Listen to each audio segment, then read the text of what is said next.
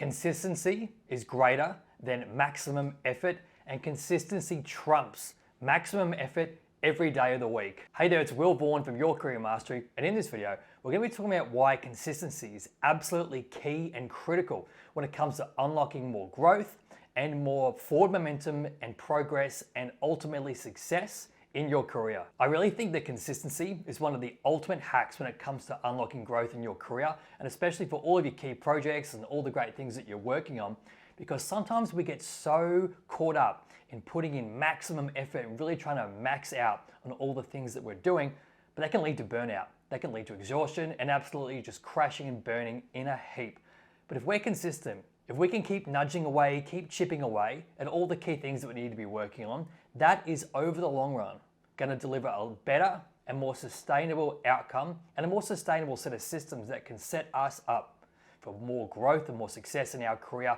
for all the key things that we're working on and all the KPIs we need to hit to get that promotion, to get that pay rise, to keep moving forward in our career. And think about it this way. Do you think it's better to do one massive workout a week where you absolutely burn yourself out and you work out for 3 hours and then that's all you do all week?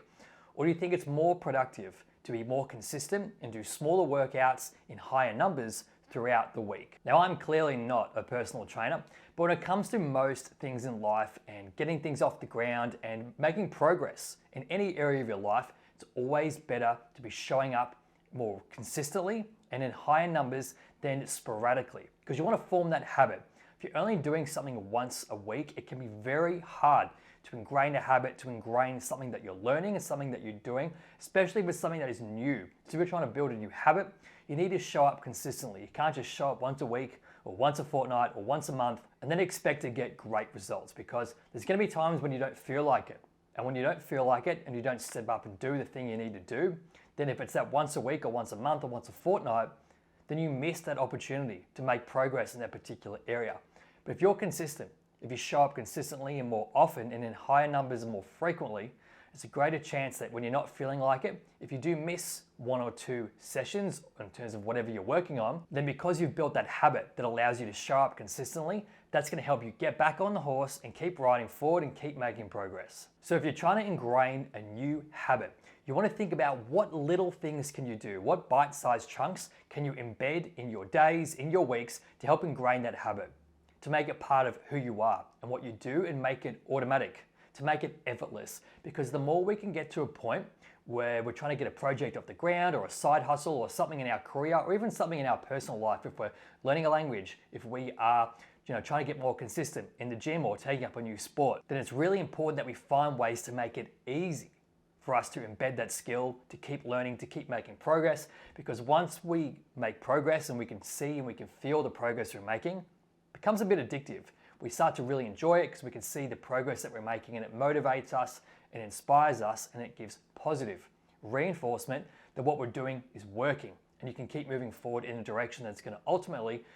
bring you the outcome that you're trying to get after. And sure, don't get me wrong, maximum effort will be required at some times to push through something. If it's a key project at work or there's a deadline or it's a crisis situation, you will be required to push through that maximum effort and really help deliver some sort of outcome that you're going after. But that shouldn't be consistent and that shouldn't be the norm for you, because that's not going to be sustainable. So we always want to try and build systems that are going to be sustainable for us in our day-to-day job and in our personal lives, because if something is not sustainable, then quite frankly, you're not going to keep doing it and you're not going to be consistent, you're not going to show up, and you're not going to get that great result or that goal that you're going after, which is the most important thing. So you always want to try and set yourself up for success. And that's what we're talking about in this video in terms of being consistent, where you want to set yourself up for success. And I like to think of it from a perspective of creating conditions of inevitability. It's a great phrase that I heard a few years ago. And if you can think about a goal you're going after and how can I set up conditions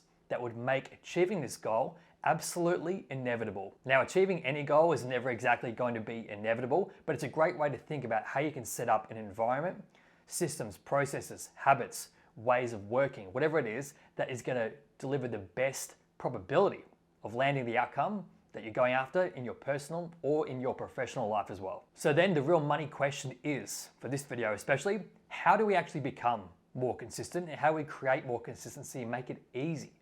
to be more consistent for ourselves in our career and show up? Well, tip number one for becoming more consistent is all about planning and being organized. To take an example, it is much easier to make progress with a key project that you're working on at work if you can plan your project, set up phases, set up milestones, understand the ways of working with all the stakeholders that you might have in a particular project, build a RACI, understand who's responsible for what, who is accountable for what, who is responsible and accountable and at what times should certain milestones be delivered and by who. I'm a big believer that before you dive into a project, you need to take the time to plan effectively, to understand what are you going after, why are you going after it, who's responsible, who's the team that you're putting together to drive this outcome forward, what data is supporting it, what are the milestones, who's doing what and when. This is so important to understand that having a foundation for any key project or anything in your personal and professional life, it's so important to set yourself up to win, and being proactive about planning and being organized is so important. If you can take some time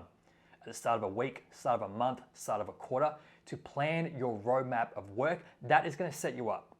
for being more successful with that project, because you can set expectations. You can manage your workload more effectively, and that will allow you to focus on the things that are most important when it comes to driving that outcome forward. Tip number two for being consistent is we use our time effectively. So if you've got a key project that you know you need to work on, you need to block out time in your calendar to work on it. You actually need to have a schedule, and it can sometimes be very effective to have that same time each and every week where you work on that particular project. So you want to take your time and lock it away for key projects. So you want to make sure that there's time in the diary every week that you stick to and you're consistent with in terms of how you manage your calendar for all those key goals and those projects that you're working on and that you're trying to deliver a great outcome for. Tip number two for being more consistent is all about focusing on the most important things and focusing on your priorities. So again, whether it's a personal project or a project at work, you always want to focus on the things that are most important and do those first. Yes, there are things in our roles that might not be massive priorities, but we need to do to keep the lights on, to keep the business moving forward, and to keep operations moving forward as well. But we can't lose sight and get too distracted in the day-to-day busyness of our role that we neglect the big rocks, the big meaty projects that we're going after that are going to deliver a great outcome for the business, keep it moving forward, make it more competitive than other players in the industry, and it's going to look great for you on your own personal portfolio, your resume, and hitting your KPIs to get a bonus or a promotion. It's super important.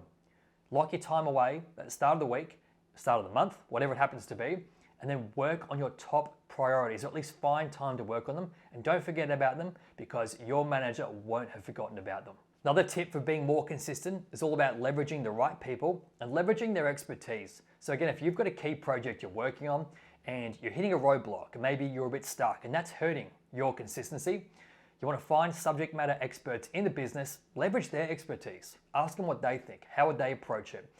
what have they achieved in the past that might bank some learnings that you can leverage in your key project as well. There's absolutely no reason why you should suffer in silence on a key project that you're working on, and you should never do that. You should always be networking in the business to find the smartest people, bring them into your projects, but give them credit and make sure that you really showcase to the business all the people that helped you and contributed along the way, because if you're landing a big project, most cases in a big business, no one lands any project by themselves. I don't care who they are. It's usually always a team effort. So you want to make sure you give credit where credit is due, because that will pay dividends in terms of ways of working and them helping you again in the future. And my last tip here for being more consistent and remaining consistent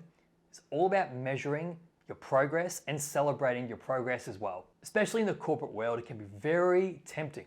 to land a big project or have a great win and then just say, okay, great, and then move on to the next project. But you really want to take the time to celebrate that project, to let the business know that you had a great win and share it with the right people, and again, give credit to everyone that helped you along the way. But even just for yourself, in terms of your own self-esteem and your confidence and your acknowledgement and recognition of yourself as a professional and as a person,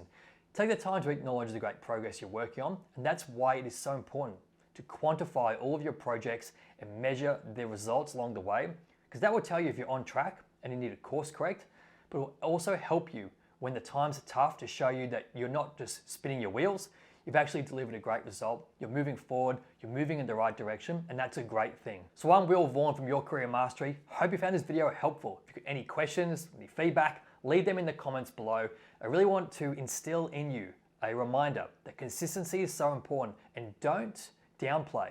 the importance of little things along the way. So taking little action consistently can add up to big rewards throughout a week, a month, a year. So don't just feel like if you've got a key project, you need to lock away 10 hours and lock yourself away and work on it, because it's not realistic. In the corporate world, you're never going to be able to lock yourself away and focus on key projects, maybe in small chunks, but the important thing is to remain consistent for all the key things you're working on, because consistency is the key to landing all your key projects, both personally and professionally. So like I said, I'm Will Vaughan. Hope you found this video helpful. If you got value from it, hit that like button, and I will see you in the next video. Cheers.